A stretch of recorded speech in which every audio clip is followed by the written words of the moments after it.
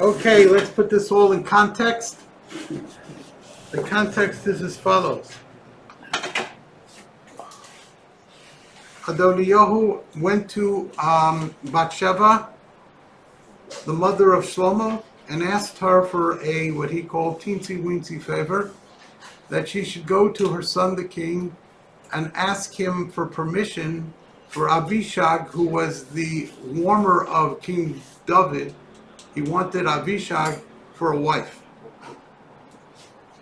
Bathsheba consented. She went to her son Shlomo and made that request, and Shlomo said, why didn't you just ask me to appoint him as king? Why would Shlomo say that? He said, because if I agree that Abishag should be married to Adoniyahu, Adoniyahu is a commoner. Abishag was a servant to the king David, and a servant or something that the king uses is not permissible to a commoner.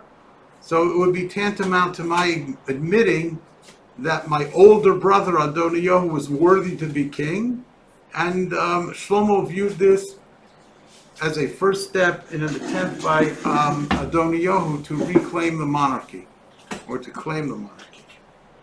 So he had Adoniyahu put to death, and Shlomo realized immediately that this kind of a strategy was beyond Adoniyahu's capacity, and he saw that in it, the strategy of Yoav the general, the great strategist of the army of Yehuda, and so he had Yoav killed too.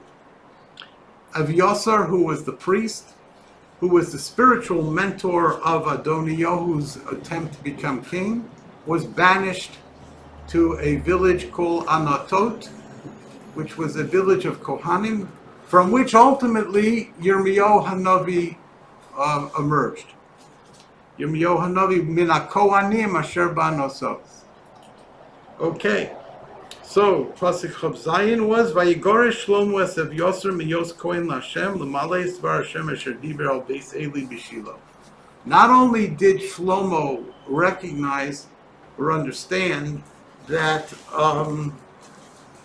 Aviasar was the spiritual mentor of Adoniyahu, but he recalled the curse that was placed upon the house of Eli by Hashem, by God, who spoke those words, the words of curse on the house of Eli through Shmuel Hanavi, and Hashem said that the house of Eli would be banished from being the high priest.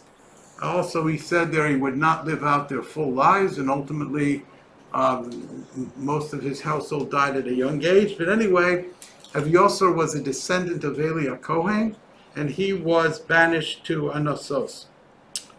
Now we're up to verse 28. V'hashmua bo ad Yoav. And news of these events reached Yoav. What the news that Shlomo had Adoniyahu put to death, and that Shlomo banished Aviasar from being a Kohen.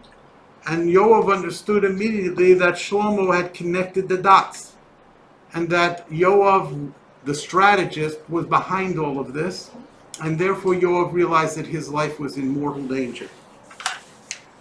Ki Yoav notach re Adoniyahu, for Yoav had followed after Adoniyahu, v'achrei Avshalom lo nota, but not after Avshalom, which is very interesting.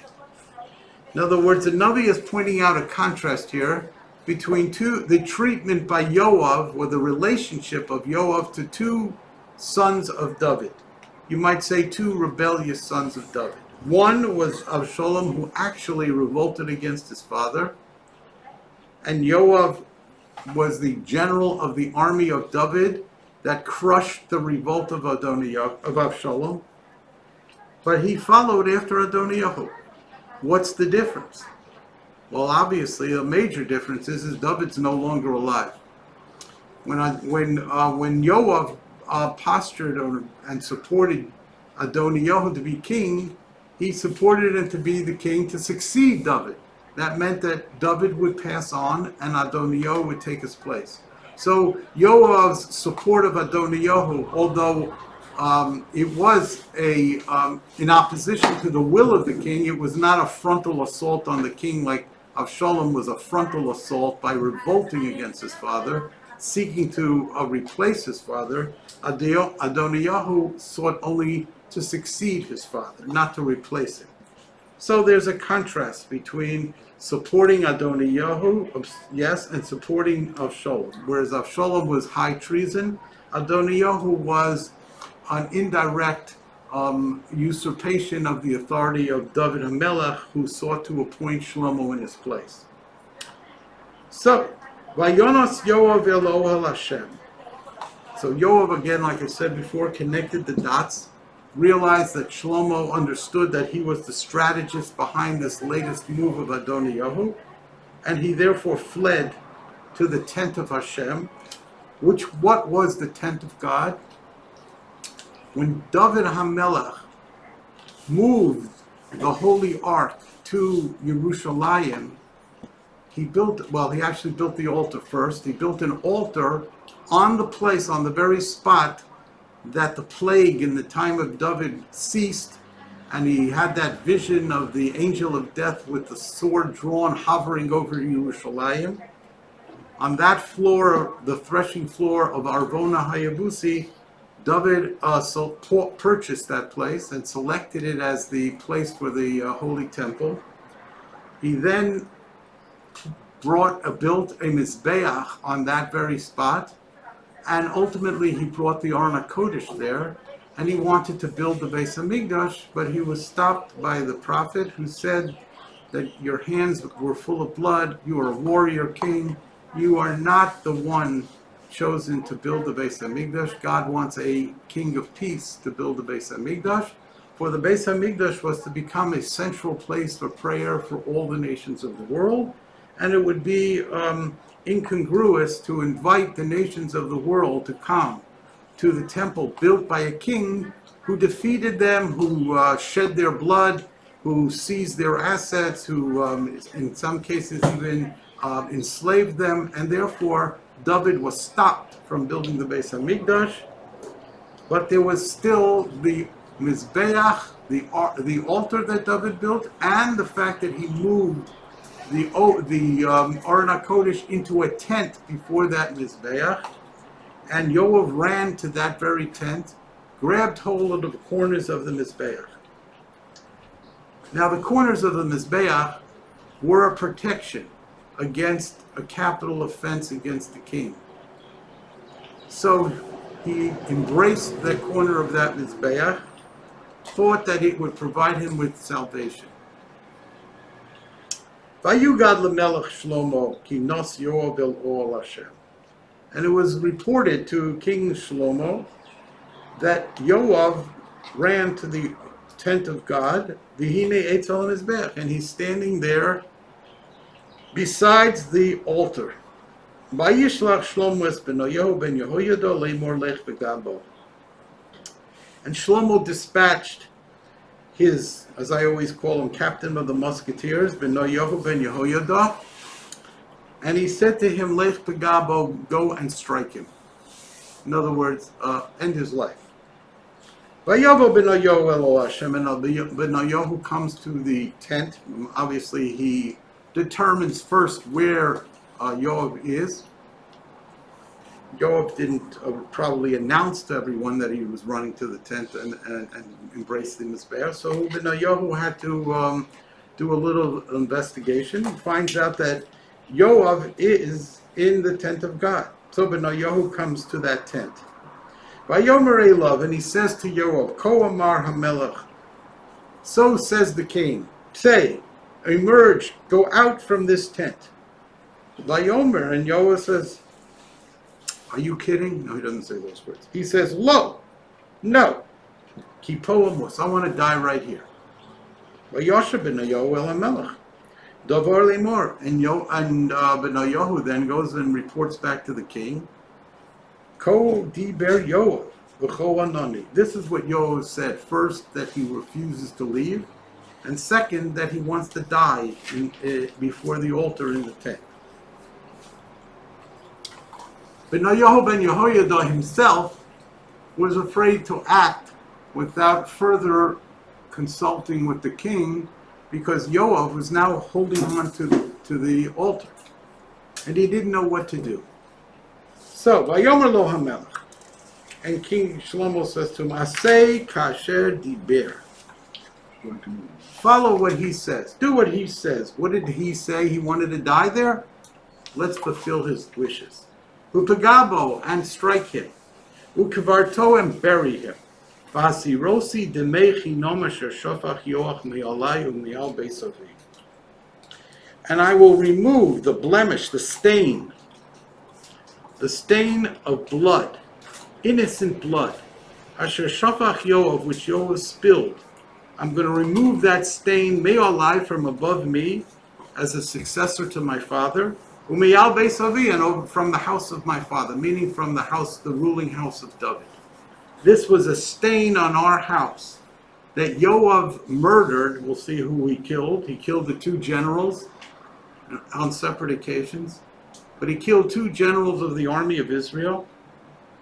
When my father, the king, reached out to each one of them separately on the different occasions to try and strike peace with them in order to unite the people. Remember, Avner ben Ner was the first general that Yoav killed, and Avner ben Ner was the general of the army of Shaul, and in fact led the army of Shaul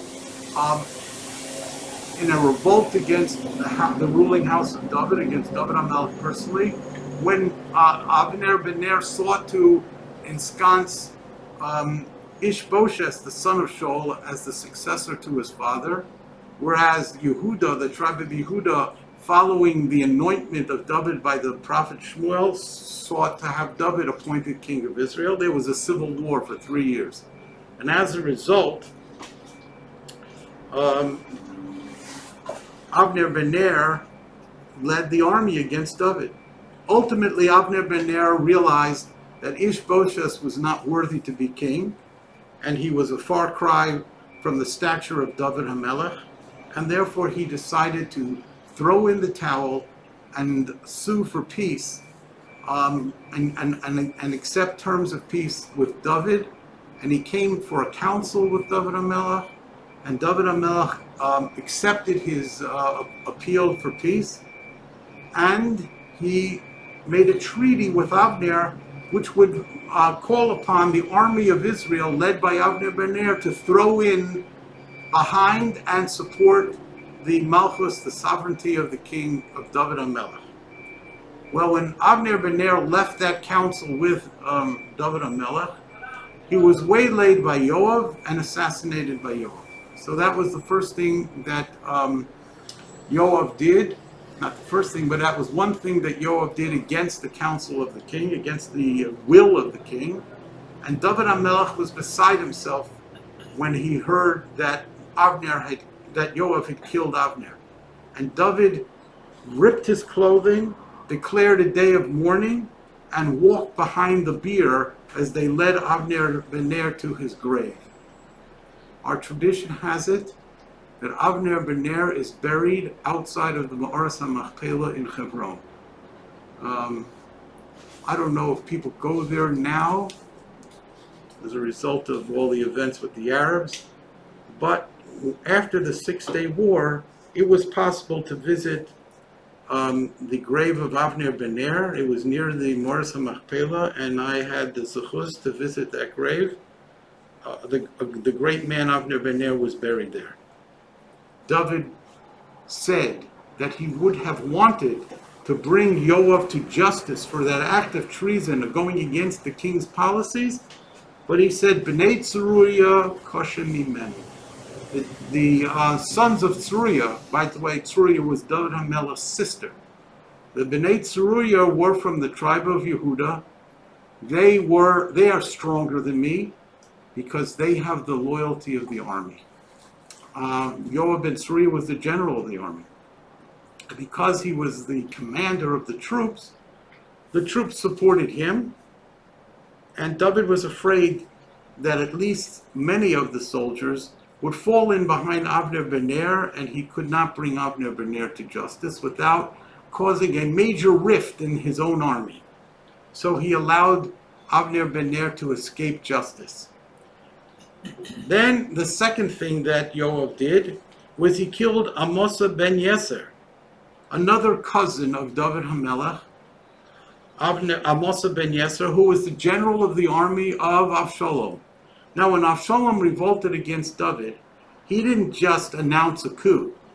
He went around glad-handing, as we would say today, politicking amongst all of the Jews, amongst all of the tribes, including his own tribe, Yehuda, and he convinced, apparently, a majority of the children of Israel, including a majority of his own tribe, to support his revolt. So when he sprung the revolt, David was not only caught by surprise, but totally outnumbered, and he fled Jerusalem. In fact is, he ran all the way to the east bank of the Jordan. He crossed the Jordan. Ultimately, Yoav rallied the army that were loyal to David, and he defeats Amasa, and he defeats Avshalom. Avshalom, Yoav personally kills, although Avshalom got caught in a tree branch, and he was hanging suspended above the ground. And Yoav went and finished off the job. He killed Avshalom, which was against the direct order of the king. The king said, "Do not kill Avshalom, bring him to me," and Yoav killed him. Now, when David tells his son Shlomo to bring Yoav to justice, he does not mention the fact that Yoav killed Avshalom.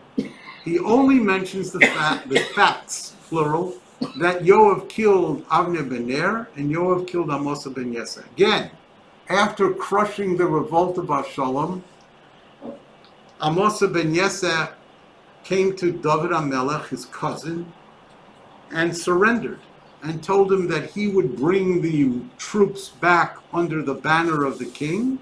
He would secure their loyalty in accepting the sovereignty once again of David as king of all Israel.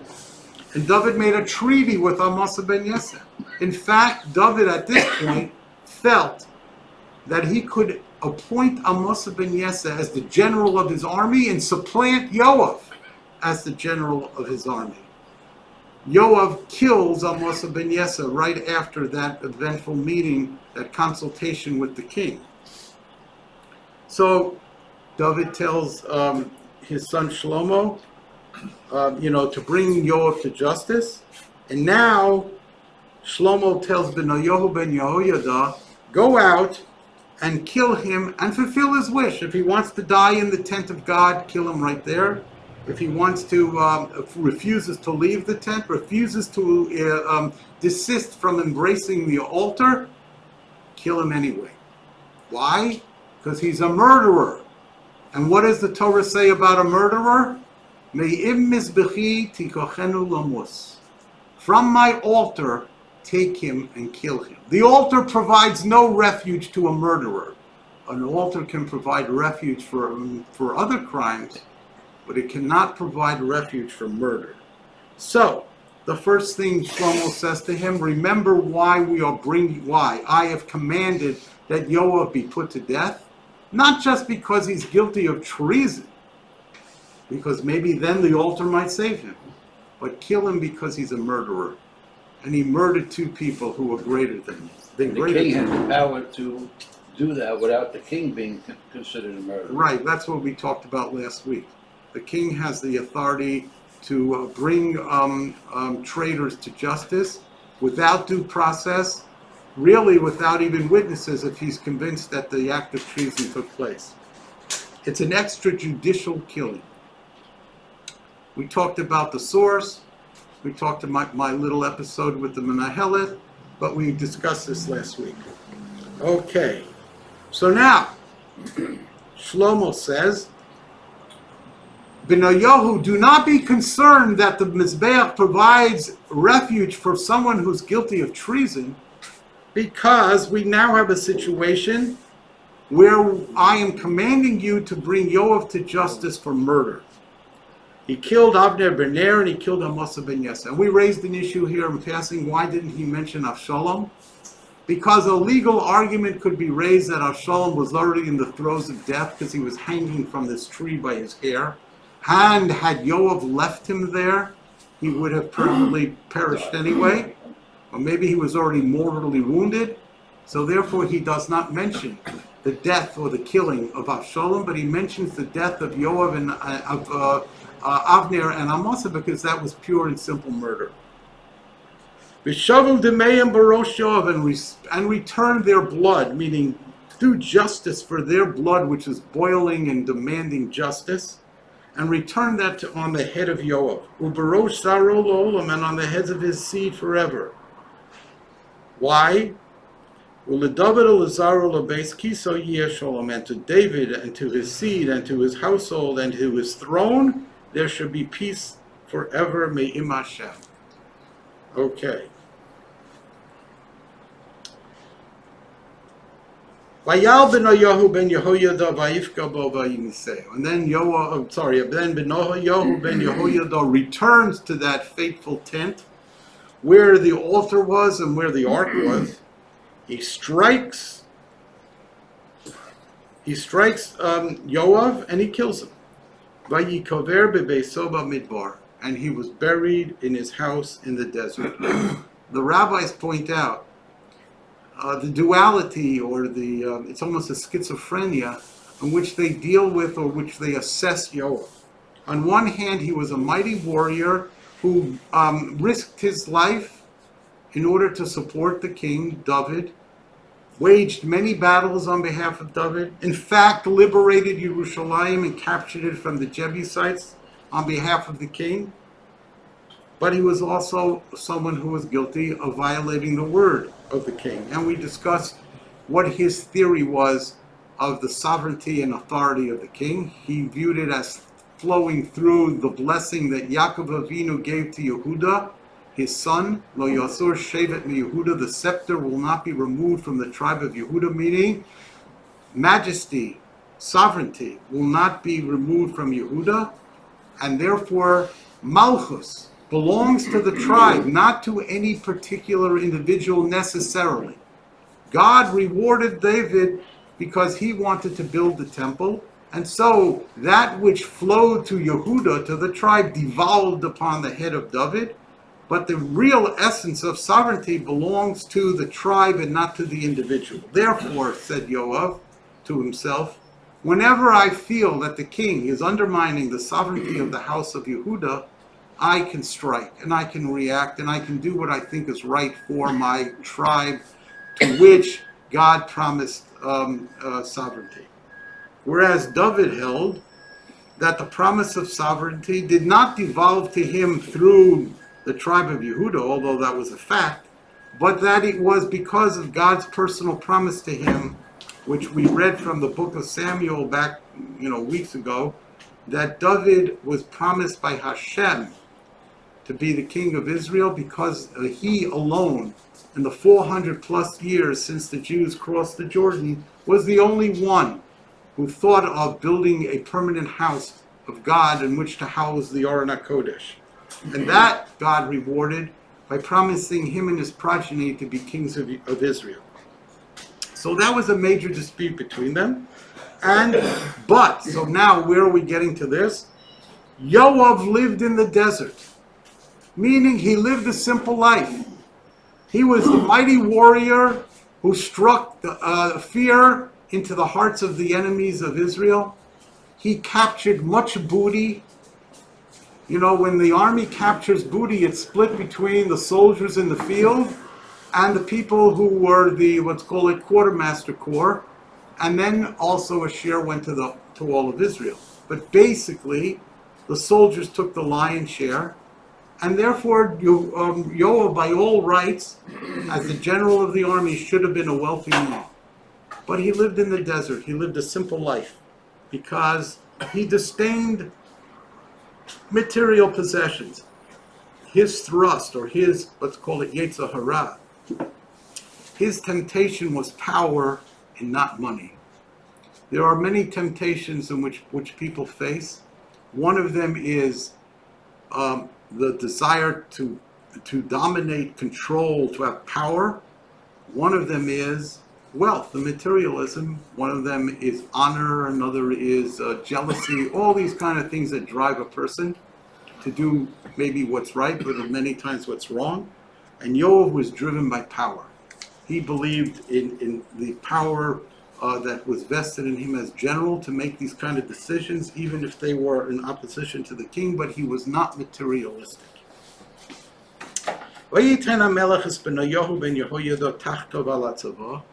And once Benoyahu eliminated Yoav,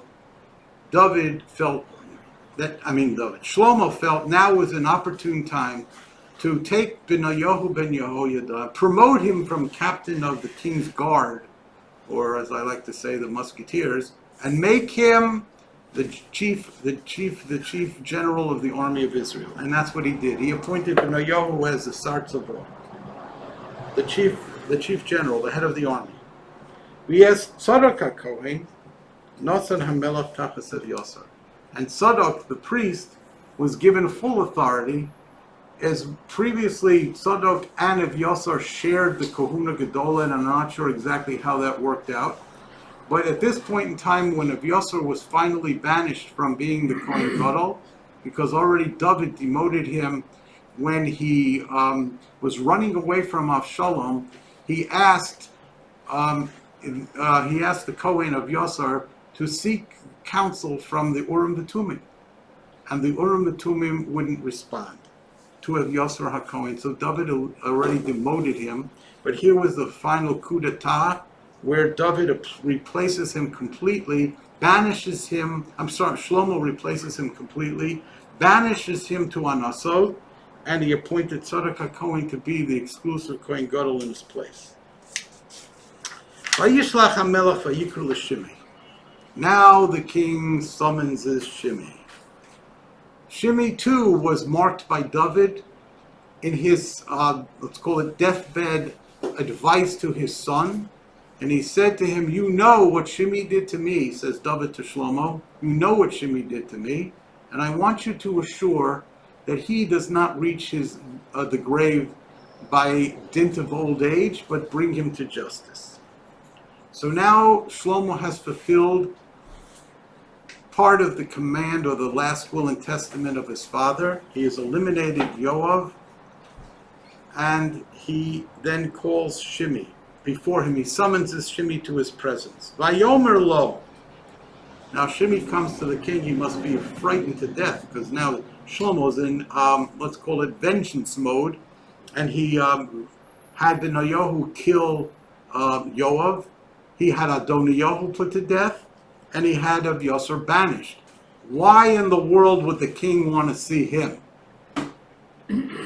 Probably to fulfill the wish of his father, or the direction of his father to eliminate him. So Shimei comes before the king in great trepidation.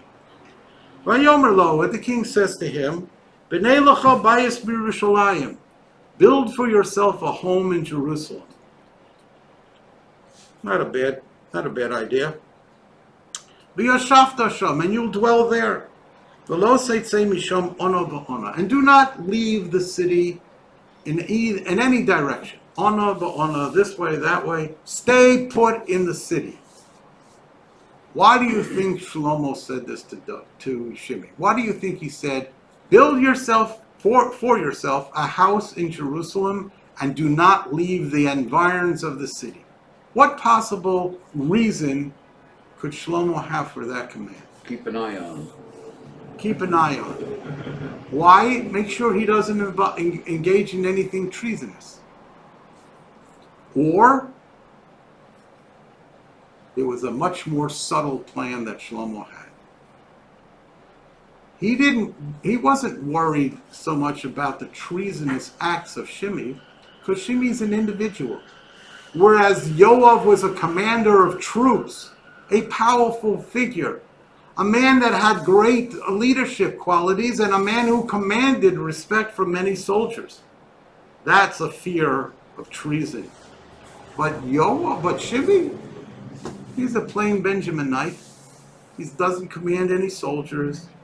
You know, I'm not even sure if he could make the cut and get enough votes to get into the Knesset. But he was an ordinary person. So he says to him, dwell in Yerushalayim. What could he possibly think? We shall see what he thought, and we shall see the brilliance of Shlomo's plan. And he says to him, on the day that you leave Jerusalem, you will pass across the spring or the stream of Kidron, which was the boundary of Jerusalem at that point. Yodoa Teda, know for certain, Kimos Tamus, you will be put to death. That I will deem to be a treasonous act. Domcha Yebroshecha, your blood will be on your head. Quite a fickle reason to put somebody to death, leaving the environs of Jerusalem. What? I can't hear you. Well, it wasn't an Ir HaMikvah. I know it wasn't, but he's making. All right, but let's see what he really thinks. Let's see, don't worry. Vayomer Shimi LaMelech. Can you imagine Shimi's reaction to this command? Stay in Jerusalem. As long as you stay in Jerusalem, you can live a glorious life. You know how many restaurants there are here? You know how many shuls there are here? Oh, you can live a life of rally here in Yerushalayim. Matter of fact, so many people desire to live in Yerushalayim because it's the holy city. Not only because it's the holy city, it's a city of Torah. It's a city of the OU. It's a city of so many things. You can stay in Yerushalayim. He must have been overjoyed to hear this declaration from the king. Vayomer Shimi LaMelech, Tov hadavar asher kasher diber Adoni HaMelech. Good are the words that my master the king has spoken. Wow. He's not going to kill me. Wow. He's not going to punish me. He's not going to seize my assets. He's not going to do anything. He's going to leave me be in the great city of Yerushalayim. Kain yaseh avdecha. So will your servant do. Vayeshev Shimi b'Yerushalayim yomim rabim. And Shimi dwelled in Yerushalayim for many days. Vayhi miket shalosh shonim. And 3 years pass. Flash forward 3 years. Vayibrachu shnei avodim l'Shimi el Ochish ben Macha melech Gat. 2 slaves of Shimi run away. And where do they go? They go to Achish, the son of Macha, the king of Gat. Gat is one of the cities in the south along the coast. One of the former Pelishtim cities. One of the cities that originally was occupied by the Pelishtim. David had driven the Pelishtim out with his armies. Converted Gat as a vassal state, now subject to the rule, to the authority of the king of Yehuda. But anyway, he ran there. It's an independent country. It's an independent king. They ran there thinking that they would not be returned to their master Shimi in Israel. Vayagidu l'Shimi lemor, and it was told to Shimi, Hinei avodecha begat. Behold, your servants ran away to Gat. Who told this to Shimi? Doesn't say. Why did they run away? They ran away because they thought it was outside the jurisdiction of Israel. They would not be returned. You mean Yehuda? Of Yehuda, which was Israel at the time. It was a united country. It was outside of the boundaries of Yehuda, of Israel. I mean, they stole something? No, they ran away. They were slaves. The slave. They ran away. They don't want to be slaves anymore. Right. That's right. It was like slaves in the south used to run to the north. They thought they would achieve freedom. But it was told to Shimi. Now, of all the places that they should choose to run, they chose Gat. Why? They probably had some idea that Gat would be sort of independent, would not return them. But how would Shlomo know that they ran to Gat? They could have run to Gaza, they could have run to Syria, they could have run to Moab, to Ammon, to any other of these adjoining countries. Why did they choose? How did Shlomo know they chose Gat? And who told him? His agents told him. Shlomo kept an eye on Shimei. Yeah, He watched every move the man made. Why? Because he knew eventually Shimei would seek a reason to leave. Can you imagine? It's like, I always just say to my class, you get a teacher who says to the class, everybody sit up straight. Don't fiddle. Don't slump. Don't lean on your arms. Sit straight in my class, sit straight and pay attention. What's the first thing everybody does? They start squirming, they start shuffling, they want to show that they have freedom. They want to show that they're not subject to these silly, in their minds, rules. I don't want to be bound by, I got to sit up straight. I can listen just as well if I'm slouched, if I'm leaning, if I'm this, if I'm dawdling, if I'm playing with my pencil. I can do all kinds of things and still pay attention. What is this with this teacher who insists that I sit straight? What they call in Yiddish, egridges on them. You know what gridja means? It rubs their nerves. It rubs them wrong. So Shlomo knew that since Shimei did not accept his sovereignty, did not accept his authority, and only agreed to this arrangement because he thought that he could have been killed, like Yoav was killed, like Adoniyahu was killed, or banished like Abiathar, he accepted these terms like as a relief that he was getting such an opportunity to live out his life in Yerushalayim. But he resented what Shlomo told him to do. It gridged on him that he had to stay in the city. After all, I'm not a rebel. I'm not fermenting revolt. The king knows that I don't have the ability to launch a revolt against him. What is he giving me this silly rule to stay in Yerushalayim? I like to go to Tel Aviv. I want to go to Haifa. I want to go other places. I want to go on a tiyul. What is this with staying in the city? Shlomo knew that there would come a time, notwithstanding the fact that Shimei accepted this command to stay in the city, notwithstanding the fact that Shimei was told directly and expressly that if he leaves the city, he will be put to death. He knew, Shlomo, in his wisdom, that Shimei would find an excuse to leave the city because he refused to accept the sovereignty of Shlomo from the house of David. Shlomo was from Judah, whereas Shimei ben Gera Ish Yemini, he was a Benjaminite, and he thought that sovereignty belonged to the house of Shaul and not to the house of David. And therefore, he refused to accept the sovereignty. So listen what he says. So he dwells in Yerushalayim. 3 years later, he's going out of his mind, Shimei.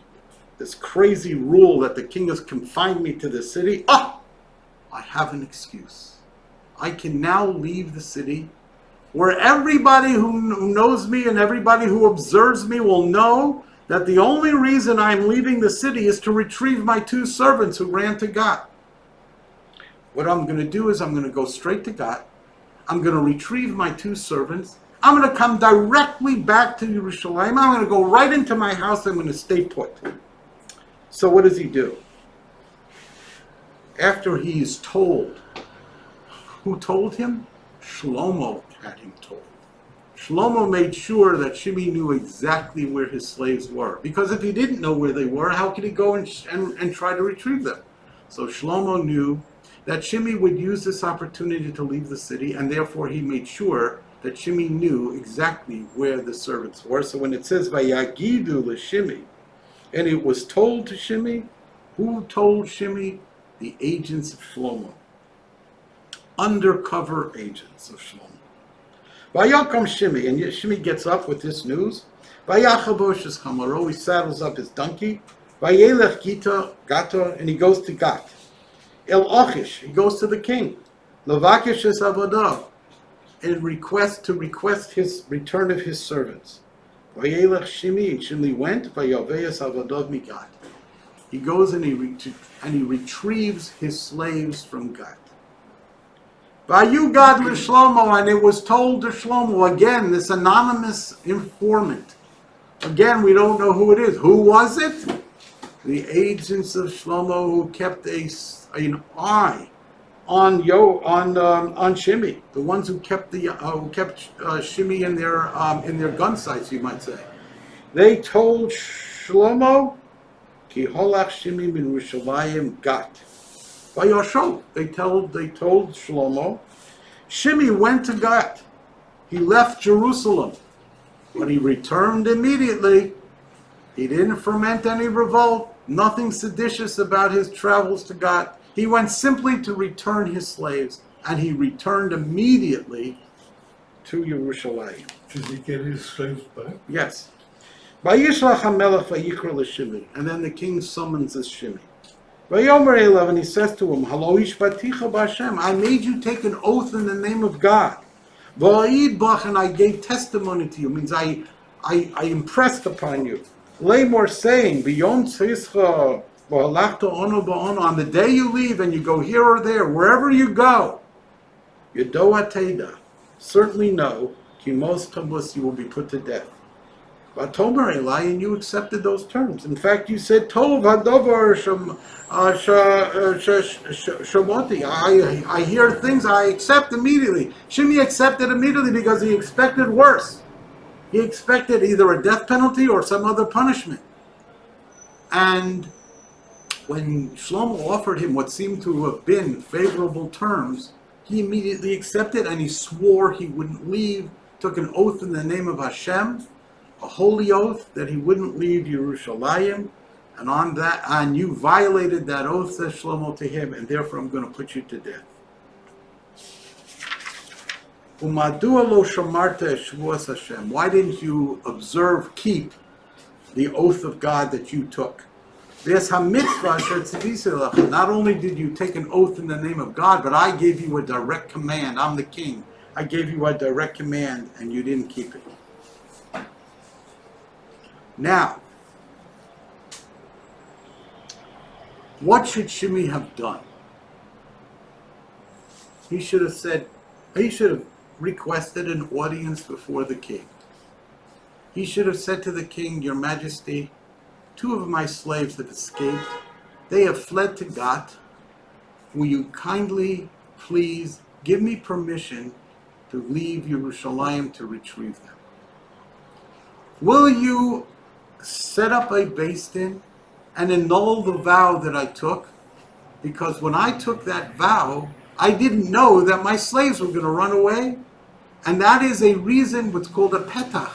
That is a reason to annul the vow. And I could therefore have annulled the vow.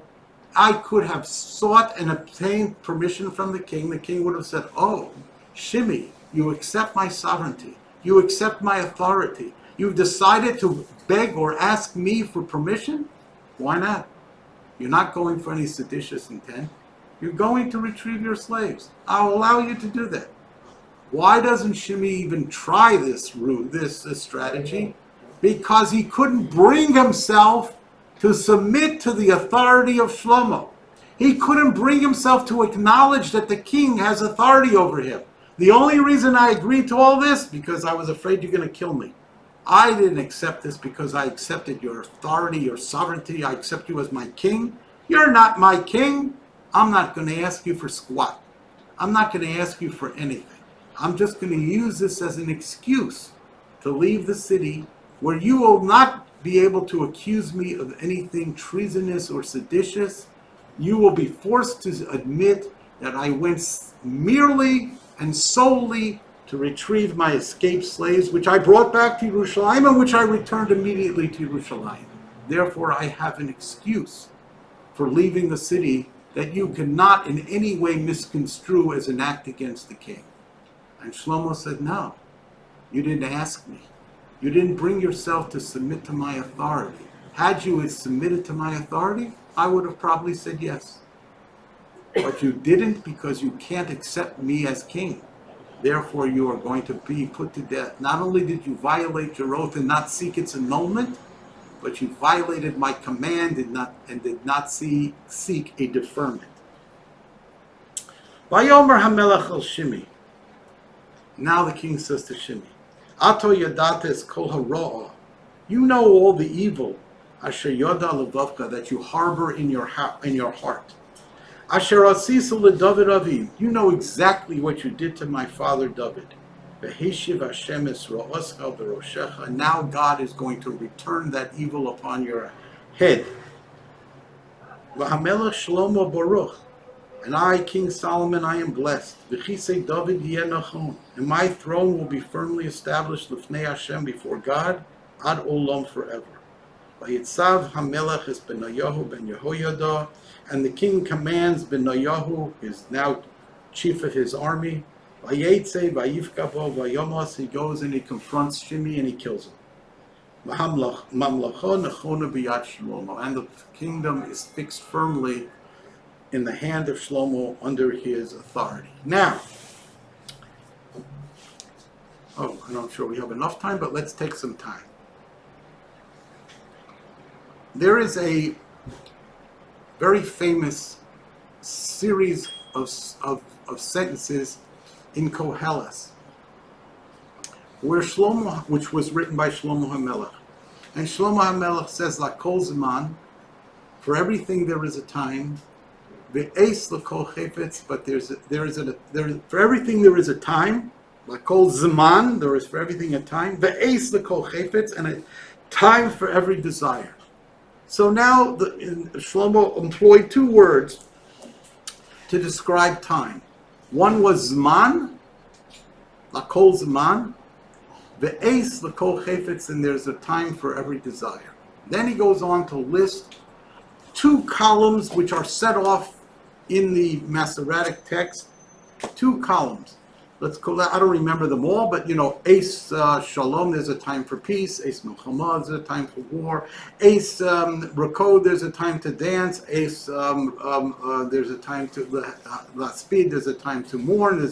There's a time to be happy. There's a time to throw stones. There's a time to gather in stones. There's a time to dance. There's a time to be sad. There's a time, there are all kinds of times. But each time is demarked by the word ace.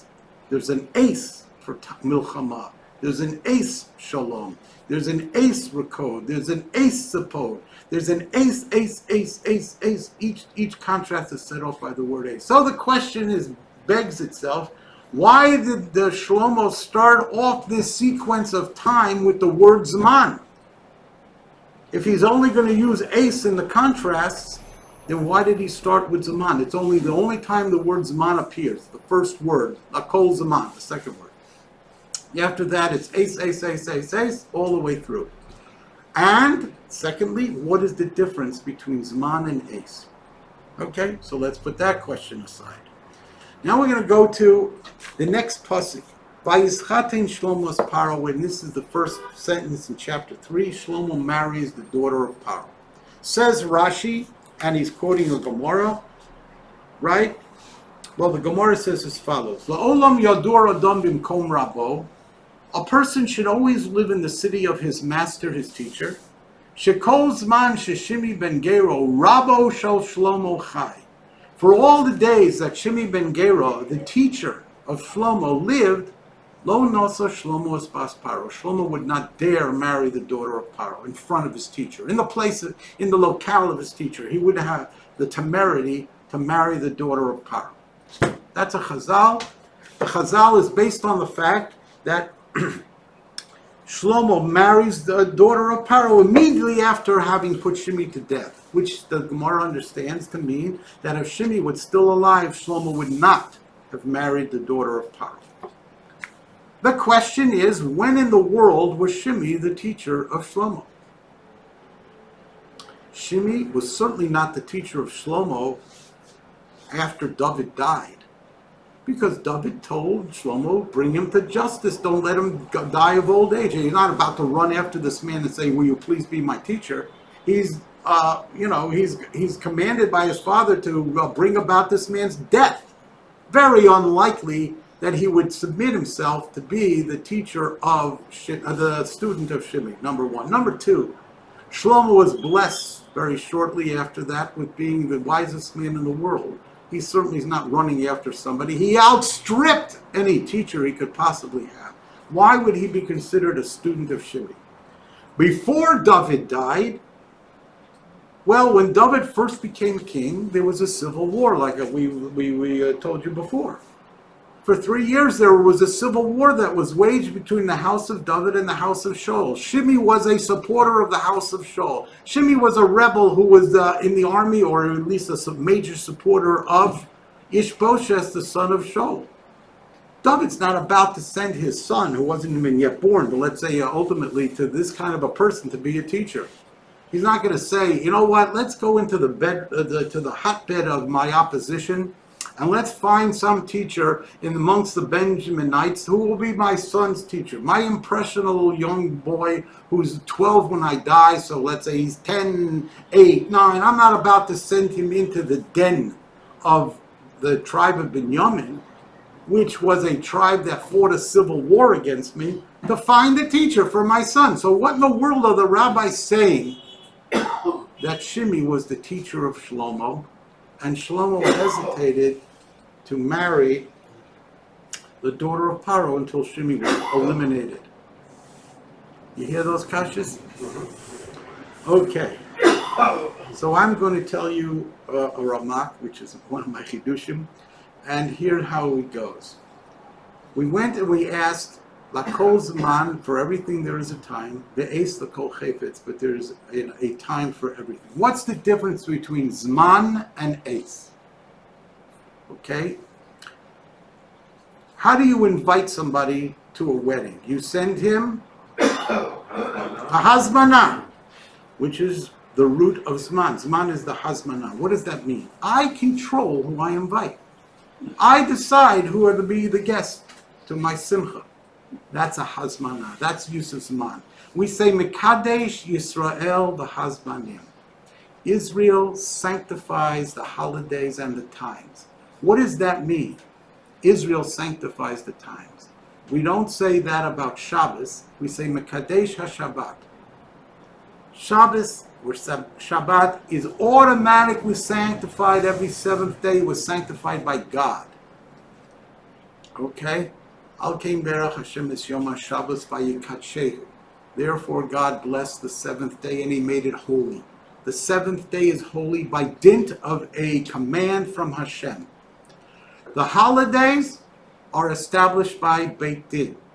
Because of the new moon. The great Sanhedrin would decide when to be Mechadesh this Zman. Because of the new moon, exactly. So it depended on the sighting by witnesses of the new moon. But it's more than that. The Gemara says, Afilu Shogigim. If the Beis Din appoints a holiday by accident, they made a mistake. They thought the new moon appeared on Sunday, it appeared on Monday. They made a mistake, or they miscalculated. Doesn't make a difference, even by inadvertent mistake. Then the Gemara says, Afilu Mezidin.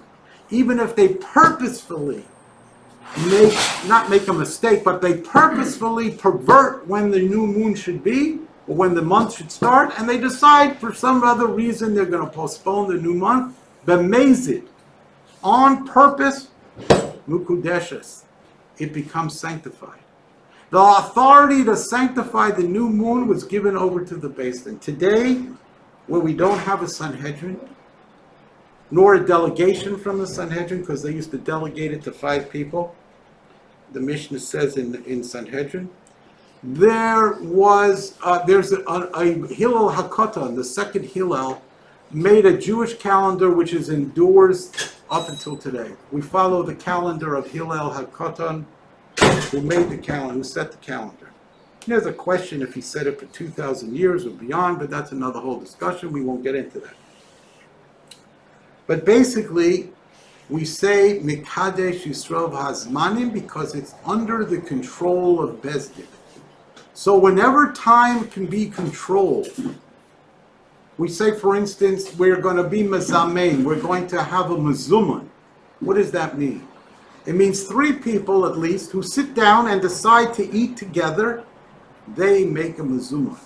They decided to eat together, they decided, to make this convocation a meal, and therefore they determine that there is a Mazuman. Zman represents the ability of man to control and designate time. Ace is me'ace la'ace.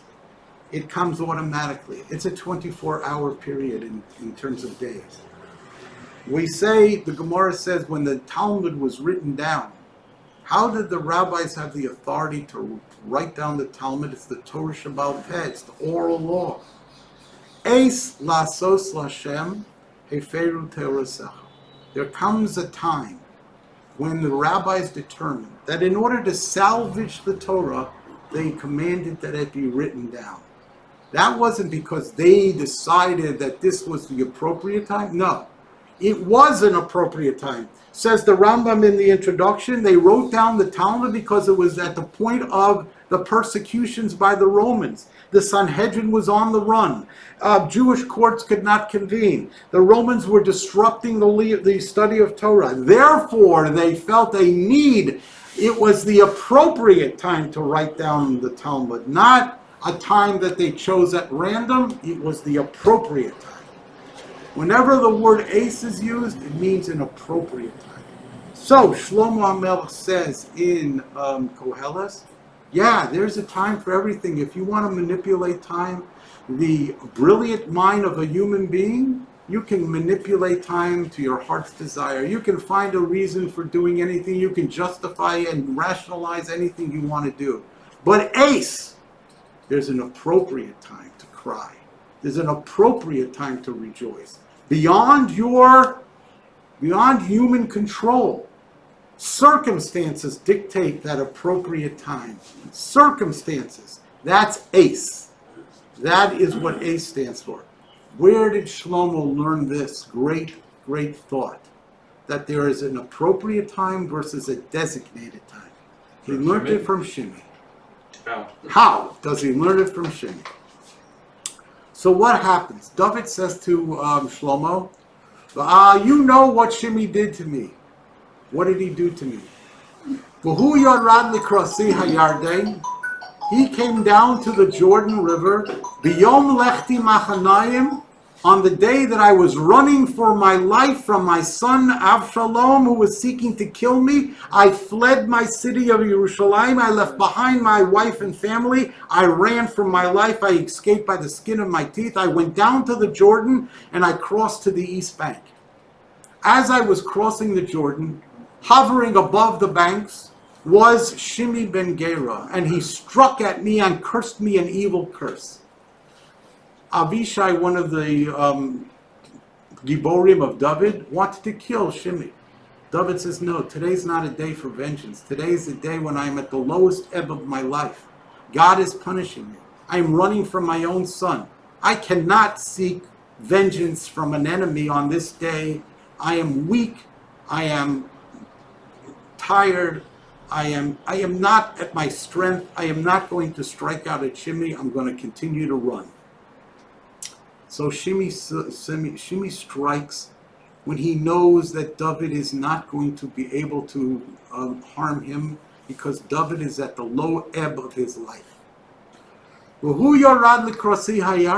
he came back to greet me when I was returning triumphantly, coming from the east bank to the west bank on my way back to Jerusalem after defeating Avshalom. He came down with 1,000 men of Binyamin, prostrated himself on the ground and begged my forgiveness. And at that point in time, I wanted to unite the nation. I could not seek vengeance against one of my enemies because then all of the soldiers who supported Avshalom and then the officers who led his army, they would say, you know, the king won and now he's bent on vengeance. He's going to bring us all to justice. He's not trying to unite the people. He's trying to wreak vengeance amongst those who opposed him. So David says, I had to forgive Shimi because he came with 1,000 men of Benjaminites, all of whom were worried that the king would seek vengeance. And what did I do? I promised him that I wouldn't kill him. What is Shimi's response? No. Insufficient, Your Majesty. Swear to me by God that you won't harm a hair from my head. And David says, okay, you got me. Shimi said to himself, listen, the king will forgive me today. 3 months from now, he'll kill me. Okay, he'll wait till everything subsides. 1 year from now, who knows, 2 years from now, he'll get vengeance against me. So I want him to take a holy oath that he won't harm me. And that's what David was forced to do again, because he wanted to unite the people. So Shimei knew when to strike. He knew how to manipulate the situation. He knew how to manipulate time. And therefore, he manipulated time. Therefore, he said, I now can manipulate time again. I have a perfect excuse to leave Yerushalayim. I'm only going to retrieve my escaped servants. I returned immediately. I accepted the king's position on me. I'm back here in Jerusalem. I'm not leaving. I'm not going anywhere. I didn't do anything treasonous. I'm back here. Says Shlomo, you didn't ask me for permission. You thought you could manipulate time. And this is what Shlomo said to him. Stay in Jerusalem. He knew that Shimei would find an excuse to leave because Shimei believed in manipulation of time. There would come an opportunity, a time and a day where I could walk out of this city without fear of the king being upset. And the king says, no, I'm not upset that you left Yerushalayim. I'm upset that you didn't ask me for permission because you refused to accept my authority. Had you accepted my authority, you'd be alive and living. You refused to accept my authority, I put you to death. That's what Shlomo learned from Shimei. The Gemara says if you learn 2 letters from a person, you must call him Rabbi. He is your teacher. Even though it's a meager amount that you learn from him, you have to call him your Rabbi, your teacher, your master. Imagine when Shlomo learned such a valuable lesson that he embodied it into his Koheles. La kol zman. There is a time for everything. Man can manipulate time. The ace, but there's an appropriate time. La kol chayfetz, for every desire. This is my chiddush, that this is what he learned from Shimei. And therefore therefore the Gemara says, as long as Shimei lived, Shlomo wouldn't marry Bas Paro. Why? Because he knew that Shimei would manipulate that event to cast dispersion on the king. When the king married the daughter of Paro, you can just imagine. Couldn't he find a Jewish girl? What's he marrying a shiksa for? Of course, the Rambam says he converted them all, and including Bas Paro, she was a convert. But still, can you imagine the murmuring? Couldn't he find a good Jewish girl? What happened to all the shotguntas? What happened to everybody who, where would he go off and marry Bas Paro? He knew that Shimei would use that opportunity to harass his sovereignty, to challenge him, to mock him, to deride him. And therefore, he didn't marry Bas Paro until Shimei was dead. Because Shimei would have exploited that situation. But wouldn't other people apart from Shimei have objected to Shlomo marrying Bas Paro? Yes, and that's what we will discuss next week. But why would he marry a Bas Paro. Why? Yeah, well, the Navi's going to tell us, and we're going to learn it next week. First sentence of Paragimel, that's where we're up to. If I come next week and I ask you where we're up to chapter 3, verse 1, the marriage of Shlomo to the daughter of Paro. And we will discuss that in full. I have a question. When Shimei can organize 1,000 people to welcome David, Right? he couldn't find a group of people to saddle his ass and to send them Okay, first to of all... send them to the king and to bring back the slave that he stays in Jerusalem. Okay. Well, that's a good question. But don't forget now, Shimei was disconnected from his tribe. He was told to go live in Jerusalem, not in his hometown. And it's years later. He's getting older. He's not what he was when he challenged David. 14 years before David stepped down as king and gave it to Shlomo, the revolt of Avshalom took place, or 12 years, something like that, 12 or 13 years earlier. So this is quite a bit of time in between. Shlomo's ensconced as the king. People have come to grips with the fact that the Malchus has left Binyamin and has reverted to Yehuda, and his popularity probably plummeted, and his appeal to the people as a rebel or as an agitator was going down, down, down. Can I ask you, I don't want to cast dispersion on Shlomo Melech, but it almost sounds like it was a setup. It was. No, that Shlomo set up Shimei. That's right. That's how Maybe Shlomo set those 2 slaves That's right. to go. It's all a setup. As to exactly what details he was involved in, he certainly was involved in telling Shimei where they were, and he certainly was involved To the with. point where maybe even sent the slaves. That's right. Maybe he aided their escape. But that's wrong, isn't it? No, he was going to hoist him on his own petard. He was going to show and demonstrate that Shimei refused to accept my sovereignty, because all Shimei had to do was go ask permission. He was going to demonstrate to Shimei, to the world, Shimei refuses to accept the sovereignty of the ruling house of David. And therefore, everything he did was a manipulation. And he was the one who taught Shlomo that time can be manipulated adversely. And that's what that's why the Chazal say he was his Rebbe. And it was a setup. That's the whole thrust of what I'm saying. It was definitely a setup. And Shlomo, remember what David said to Shlomo, use your wisdom to bring Shimei to justice. And Shlomo used his wisdom to reveal the defect that Shimei harbored, the fact that he refused to accept the sovereignty of the king, which in itself, he harbored treasonous thoughts, and he was able to bring them into the fore by leaving Jerusalem in violation of a holy oath and in violation of a direct command of the king. Have a great week.